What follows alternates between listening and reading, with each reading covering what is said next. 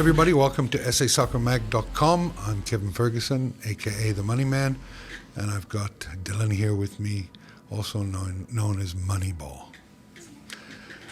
Straight up, how did we do last week? We did quite well. How did I do? You got 7 out of 10. 7 out of 10. I got 6 out of 10. 6 out of 10. Okay, so that's not bad. You know, not Very a bad good. show to follow if you want some decent advice. First up, Man United versus Everton. Now, Den Haag said that the difference between Man City and them is not that much. I don't know what game he watched. Well, 2 goals isn't that much in the bigger scheme of things, I guess. But performance-wise, they were... Well, There's that's a the huge first gap. time, I think, in a long time that Man United have ever given up a lead at halftime. But I guess it was always going to happen to Yeah. Man City. Eh? The fact they were 1-0 up, I think we were all surprised. We were waiting for them to... Well, Liverpool lose it fans weren't. They were happy. Arsenal fans were happy. But I think it's one of those games where, as a Liverpool fan, Arsenal fan, you win either way. They don't really mind. I think Mick Jagger said to those fans, he said it best, you can't always get what you want. Everton, who've scored, I think, 29 goals combined, playing Man United. Now, I don't think that Man United, at home, wasn't a bad result against Man City, I suppose. Could have been worse. Could have been Definitely worse. could have been worse. But I like them. I mean, Everton don't score a lot of goals. They haven't been firing on all cylinders. Had a lot of distractions this year. And Man United, if they want to, with Man City and Liverpool playing, so I mean they're 11 points out of Aston Villa and Tottenham playing this weekend. So teams are chasing. Someone has to drop points. If they want a late entrance into the title race, this is... No, not at all. Sorry, no, I didn't. No, I'm just joking. If they want a late entrance or hope into the Champions League placing, this is a must-win game for them. Definitely. And I see them winning this game. And I like the 1.86 for a Man United win. They should be able to do that. I'm going to go 2-0 Man United. I agree. I think United should definitely win this game. I think if we're honest, and I think if Man United fans Well, I'm are always honest. honest. Man United fans, I wouldn't count for their level of integrity. Despite that half an hour or 40 minutes that Rashford had them ahead, I think we all knew that they were not going to come out with anything against City. Mm-hmm. If they're realistic, I think, there was nothing changed. So I think that they should beat Everton at home. I think 2-1. I just think Everton could score a goal. Well, they could. Yeah. So the 1.86 is good. 2-1 Man United. I could date Heidi Klum, but it's probably not going to happen. So 2-0 for me, 2-1 for you. We're both going for United win. Next up, you know that Sheffield United set a record this year. What? For being the worst team ever. Well, they can't do that until the end of the season. But they're the first team in Premier League history to lose 3 games in a row by 5 or more goals. Consistency is key. Yeah. Wow, they're a consistently horrific team. Probably too early for them to be promoted last year. And they're playing Bournemouth. I can sense another big one. Don't think it'll be 5. Well, they played Sheffield lost to Arsenal last week. Yeah. I think that was what was sad was I saw so many people leaving at the 20-minute mark. And I'm like, you've paid, I don't know what you pay for a ticket there. It's not cheap. Yeah. It's more than a Stormers ticket. You've got your kids with you, whatever. Why would you leave? You wouldn't want your kids to witness that trauma. Get them out. Get them out. Oh, well said. Yeah. Well, and that's the problem with your generation, is there's no character building moments in it, so you protect them from an Arsenal beatdown. Kids need to see that. I played rugby once against Glamorgan Wanderers when they were touring Canada. They beat us, this is when you scored 4 points for a try, they beat us 58-0. I think I had my nose broken. We were out of subs because you could only use 3 subs back then. And I went to the coach, my nose was a pancake. He said, F you, Ferguson, you're staying in. Character building, I wouldn't leave the stadium that I've taken my family to or gone with a couple mates after 24 minutes. That is fair. Yeah. So I do think that Sheffield United are in for another beating, but I don't think it'll be 5. I've got them losing this game 3-0. I agree. I was also going to go for 3-0. I think Bournemouth should definitely take this one. Yeah. There we have it. 2 confirmed Bournemouth 3-0ers. Next up, we have Crystal Palace versus Luton. What's your thoughts on that? What are the odds? It's 1.77 for Palace win, 4.4 for Luton win. I like 3.85 for a draw. I'm liking Palace. I agree. I think Palace, they were beating Spurs, I think it was last week for most of the game. Then it was last 15 minutes they capitulated. I think they gave up 3 goals in 11 minutes. Yeah. That takes some doing. I think it's definitely, their performances have definitely improved over the last 2 or so weeks. Yeah. And I think Luton away from home are not the same team. I think they should take this. I don't think it'll be a walkover. I think it'll be a 2-1 Crystal Palace win. Yeah, Crystal Palace won 3 out of the last 4 at home. And in those games, they scored 3 goals each game. They've got Glasner now, is it? What's his name? Oliver Glasner? Yeah. Is he Austrian? I actually am not sure where he's from. I think he might somewhere in that area. But it always happens with a team, especially a team like Crystal Palace, that by all accounts underperformed this year. And they're not without some talent. Luton, we always knew that they were going to be odds on to be relegated, and it's looking that way. It's a huge game for Luton. Yeah. You know, it really is. And you can't help but feel sorry for them. You know, they're punching above their weight. But if they want to retain any illusion, especially now with the Everton thing being settled and all that, everybody has a clear picture of what you've got to do. And they're 4 points behind Nottingham, who also have a new coach. Who are also facing a potential points deduction. Okay. So, So I like Crystal Palace to win this game 2-0. Okay. And make it 4 out of 5 at home. We're on a similar wavelength so far. Yeah.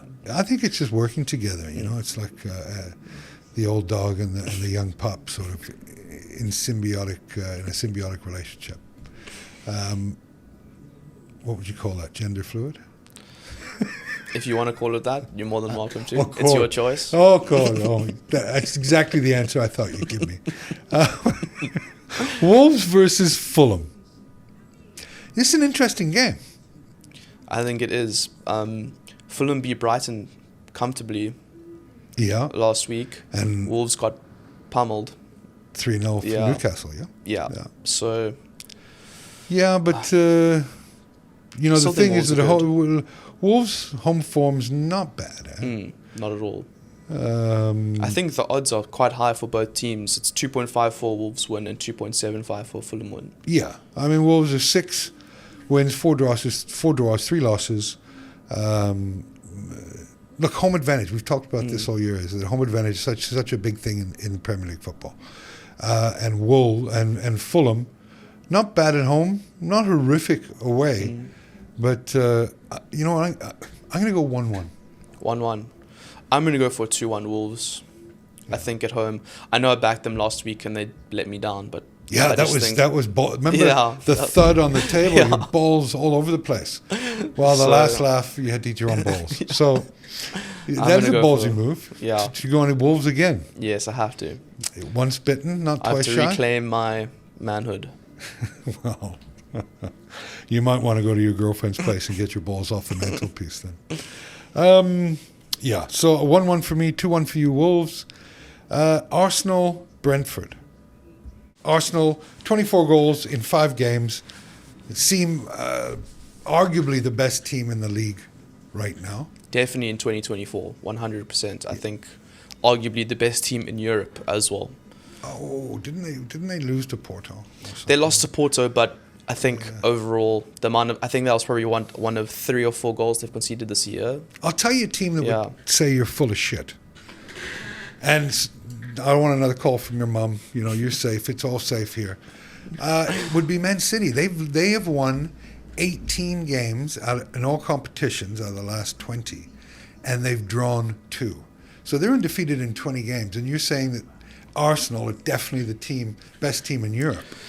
I think performance-wise... What a load of I think bollocks. Performance-wise, I think I don't think there's a team right now that is scoring as freely and creating and overwhelming teams the same way that Arsenal are.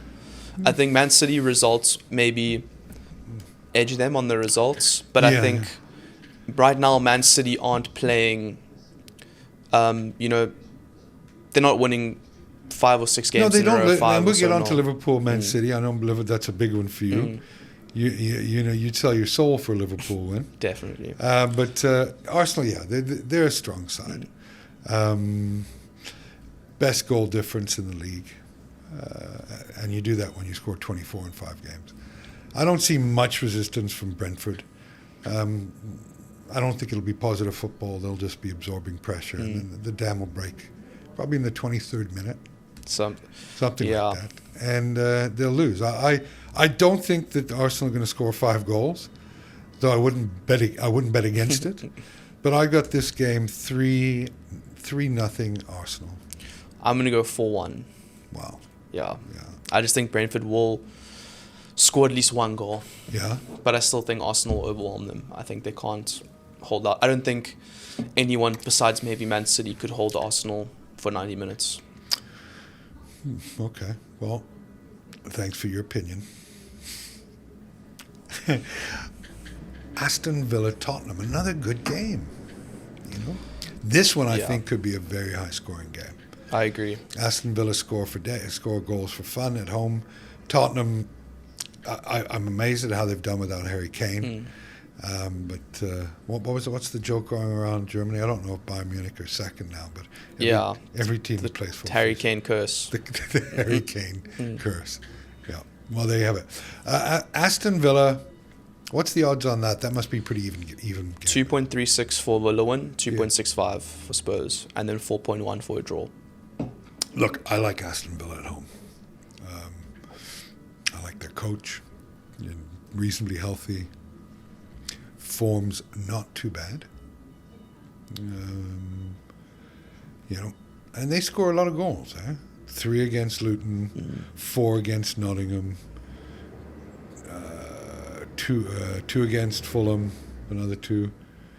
They even scored against Man United, and 5 against Sheffield United. But as we all know, everybody scores 5 against. Yeah. I'm gonna go for a draw. I think it'll also be high scoring, but I think I'm going to go for a 2-2 draw here. Yeah. I just feel that Spurs, both teams, this is, like we mentioned earlier, a seriously important game for finishing 4th. Yeah. And right now, I think it's between both of them, and I can see Spurs putting out a gutsy performance. I can see a lot of cards in this game and a lot of goals. I'm going to go 3-2 Aston Villa. Okay. Yeah. It's just the way I roll. You know that. Brighton, Nottingham. Not one I won't be glued to the TV set. Yeah.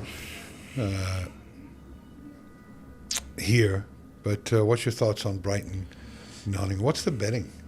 It's 1.73 for Brighton, 4.4 for Forest, and then 4.1 for a draw. I think Brighton should take this. I know they lost badly last week, but if you look at the stats, it was one of those games where, again, they dominated possession. They had a lot of chances. Yeah. Just could not finish. Yeah. I think at home, they should beat Forest. Forest have lost quite a few games, although against Liverpool they were unlucky. I think they could have won that game. The chances they had. I still think Brighton at home is too dangerous. Look, they've only lost 1 game at home, but they've only won 6 games. They've drawn 6, so usually a tight affair. I'm going to go for 2-0 Brighton. That's what I'm thinking. 2-0 Brighton. Yeah. Oh.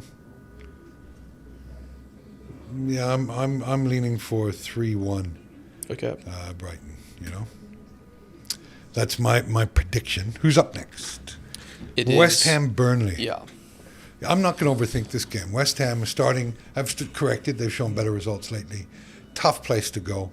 And the Hammers were the last team to beat Arsenal away from home. So there is a change in fortunes with West Ham. And I think that they beat Burnley, put them to the sword 3-0. I agree. I'm also going to go 3-0. I think Kudus, Jared Bowen, Burnley. I know they had, I think, almost 20 shots at goal in their last game. Yeah. But that was at home. They do attack, but I think their defense is just so poor. That West Ham are gonna. I think they're gonna cut them apart. I think 3-0 West Ham. Yep. Okay. Should we talk about the next game? We can skip it over. We can skip it. Liverpool, Man City. I got two Liverpool fans. One Dylan, and Ahmad in the background, and Ahmad's face just waiting for me to say something not positive about Liverpool. What can I say? Good team. But are they 18 wins and 2 draws in 20 games good? And that's the question. I think this, we mentioned off camera earlier that this is probably the game of the season. Because I know Man City are playing Arsenal as well, but if Liverpool do not win this game, I think the title race is over, because might be. Honestly, we've been in this situation as a Liverpool fans before so many times. Yeah. That to beat Manchester City to the Premier League title, you have to beat Manchester City. It's the only time you can take points off them, because they do not lose. So well, the season's playing out like we said it was going, or I said it was going to. It's definitely not playing out. I thought it was going to. Well, no, but I'm not picking with my heart, and you are sometimes. I think, being a Liverpool fan. The positive, Liverpool starting a strong side. There's no doubt about that. Salah being back, I think. Hopefully, he's not off the pace. Yeah. So, and if you look at the other positive, is that Man City are porous at the back compared to previous years. So there's going to be goals for Liverpool, or whatever. And but the negatives are this. Yeah. As a Liverpool fan, you talk about the negatives. I think that on paper, Liverpool will have arguably their best 11 now on the pitch. That Salah, Nunez, Szoboszlai are back. Yeah. But I think the bench, as it usually is going to be a huge difference. I think if Liverpool need a goal, they can bring on Gakpo or maybe Elliott.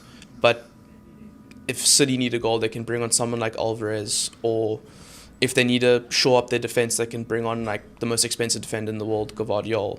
Someone like that. Whereas Liverpool, if a midfielder gets injured, they're putting in 19, 18-year-olds again. Yeah. But I think also that Man City, if they control the game, it might suit Liverpool to go on to sit a little bit deeper and go on the counter attack, because that's how Man United created so many chances against City.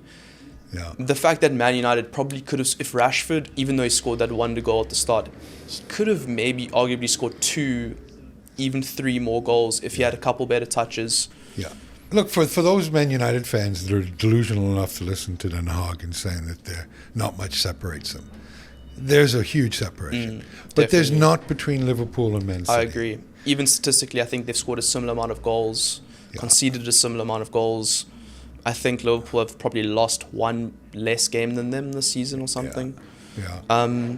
Would you be happy with a draw? I wouldn't be happy with it.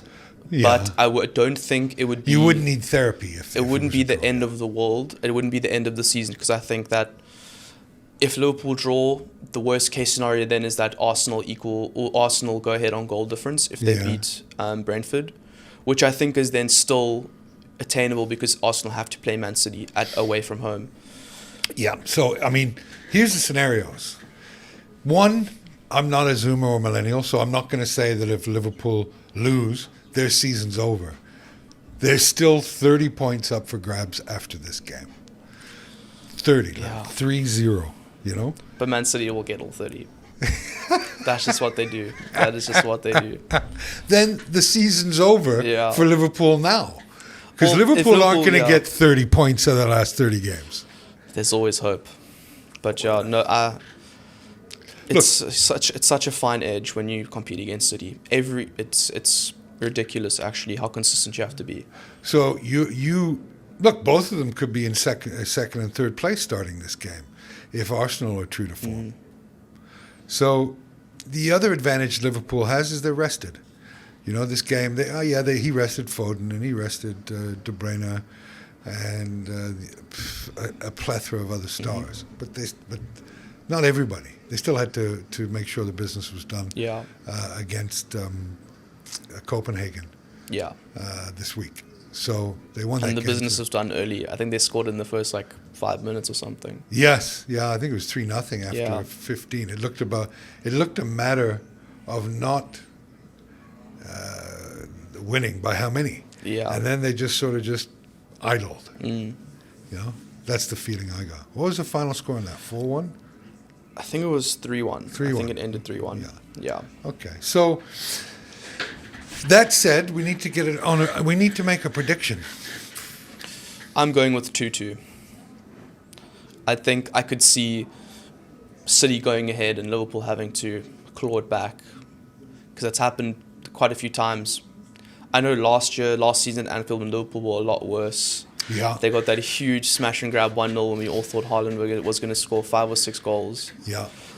This time over, even though Liverpool are way better, I just don't see Liverpool keeping a clean sheet. I just think De Bruyne and Haaland are too good. Yep, they're good. And one might argue they're great. They are definitely great. I think also of what you mentioned of the match fitness. Yeah. Salah has been out. I think he's played 20 minutes this year for Liverpool since leaving for AFCON and getting injured. Have you got a therapist on standby? Or do they work on site? Yeah, mental therapist for if you lose. Church. I'm worried about your mental health, man. It's a big issue these days. Yeah, it's fine. I'll hold it until Monday. Okay. Yeah. I don't want any postal sort of reactions going postal in the office. So maybe, just let me know how you're feeling. I believe that Liverpool will win this game 2-1. Why? Home advantage. Why? Man City a little bit porous. I just think this is. I think the script is written for him to leave with the Premier League title. And I'm going to go 2-1 Liverpool. More in hope than statistical fact. But Man City are actually favourites. I know. Yeah. And you've got a team on top. They're in first place. You at home, and they're not favourites. That is what I call a betting equity in the brand. So I like Liverpool. I have a little dibby-dabble on them this weekend. And, I don't like Man City in terms of cheering for them. My brother's a Liverpool fan, as you know. So they're my second favorite team after the mighty Leeds United. So 2-1 for me, Liverpool. And the 4 points gets people talking. Can they? Could it happen? But I think that Man City find themselves in third place at the end of this weekend. Obviously, the house won't be on that, but, And then we have Monday, Newcastle-Chelsea. Now, 2 months ago, you would have had Chelsea as clear favourites in this game. But such is life in the Premier League. Mm-hmm. You've got Chelsea favoured, Newcastle second favourite, and decent price on Newcastle to win this game. 3.6, I think, is... It's a good price. I like it. It's value. The gap between Crystal Palace and Luton, basically. Yeah. That's how they're valuing the game. Yes. And, what's the injury situation with Newcastle? I think it's slightly improved. I think they still have big players out, but Isak's back. Yeah. I know their team is definitely stronger than it was when they were going through the injury crisis. But and still missing a few key players. But every team at this point is missing key players. I think Chelsea would also love to have a few of their players back. Let's also remind ourselves that Chelsea's an 11th place team. Newcastle are a higher place team. We get 3.6. This is a value proposition. It doesn't matter whether the game's who wins or loses. This is one of those things where a professional sports bettor will target this game and look for the best odds across various sites and bet on Newcastle because the odds are wrong. In my opinion, and probably in a lot of opinions of a lot of punters out there, 3.6 offers good value. So I'm all over this game as well for a little tickle, probably a couple handy. And it should be a good Monday night football game. What do you think?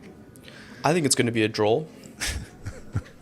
I think both teams are... You must be a real barrel of laughs around a Thanksgiving dinner. I've never been to a Thanksgiving dinner, so I'm not sure. I'll see if I can get you an invite this year. At Chelsea, that classic wave that they're going through of showing promise, then regressing completely back to where they were. Yeah. I think they were almost lucky to have beaten Brentford last week. Well, they've only won one of the... drawn to Brentford last week. They've only, to Brentford. They've only won one of the last 5 league games. So I don't know where all this money's, where this discrepancy's coming in. So this is what the bettors call a genuine mistake. And even you bet on Newcastle and they lose, those are the games you want to target where there's real value. Because to me, this should be almost a pick 'em, you know? No, 2.4, 2.7 for the draw, and 2.4 for the for a Newcastle win. So I'm on 3.6 all day. Yeah, I'm gonna go for a 2-2. Well, we've heard. Yeah. Well, I'm gonna go for a 2-1 Newcastle win. Yeah, I think looking at it from the betting perspective, I think that is definitely a good shout. I just don't. Yeah, Chelsea, super inconsistent. You just don't know if I can't back them to win it. No, it's okay. You don't have to. We live in a free country. So anyway, that's our show for the week. If you liked it, tick like, subscribe, whatever they do. And good luck with all your bets. Thank you, you too. Yeah, thanks, bud. Have a good weekend. You too.